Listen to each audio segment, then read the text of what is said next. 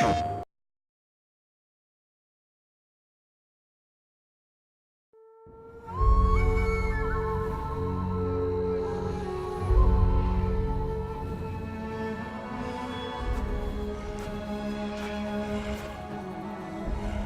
I'm Matt Birch from Heavy Spectrum, here to talk about Shadow of the Beast.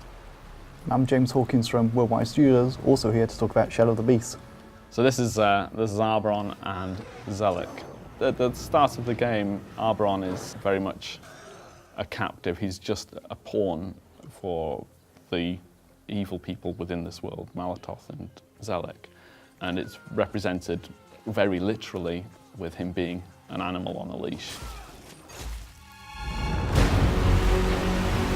You've got quite a lot of moves in your arsenal. You've got the basic attack moves that if you get the timing just right, you can get these perfect strikes. But also, you're able to do counters, and block is incredibly powerful. A hint to anybody who wants to play the game and do really well at it, use block.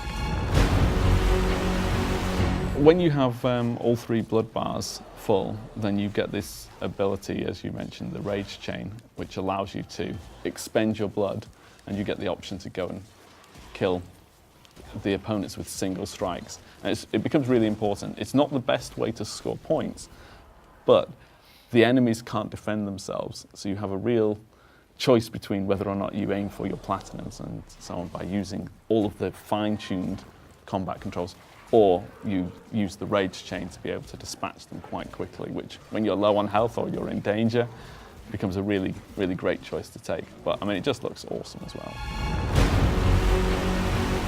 One of the key specials in terms of your early plays in the game is using the ability to gain health from your enemies. And that, as you can see in the corner, is using up my blood. And if I manage to successfully perform this, what we call frenzy moment, I gain health back from the enemy. But yeah, score is another huge factor in this game, and really once you start to get good at it, you want to accumulate score, and it becomes the focus of all of the engagement. It allows you to buy things in our Wisdom of Shadows, which is an area which has got lots of upgrades for Beast and lots of special features and extras.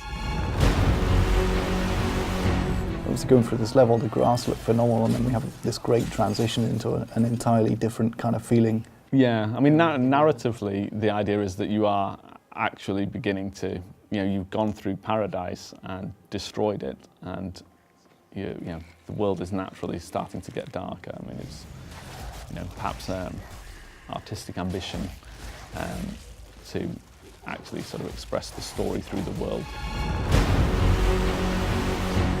And throughout the game, we explore different ways of this platforming becoming important to you. I mean, it's important to realise that it's not just a combat game.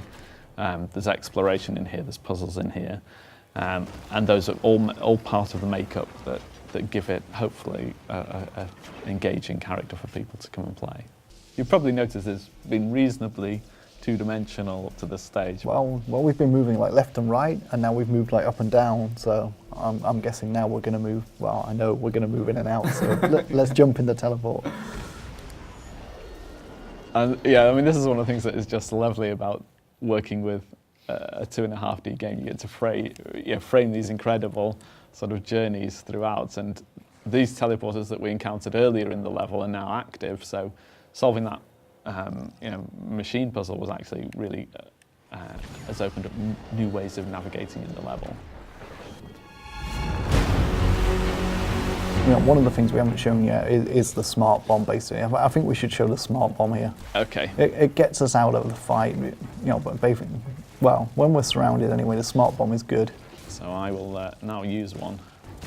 There we go. That's a good way of trimming the enemies down. That does buy you a window, I mean, and it's great because it's instant. All the enemies are different as well. Each level has its own version of enemies with nuances to their attacks. So, I guess it's kind of like playing a one-on-one beat-em-up. You've got to learn the nuances of every enemy to really be able to master them. I think we should probably stop there before we reveal too much. yeah, I think let's leave it here today. There's loads for people to find if they pick up the game, as we hope they will. If you didn't play the original game, you're at no disadvantage at all, because it's a totally new game in its own right. Yeah, like I said, we really hope you'll give it a go.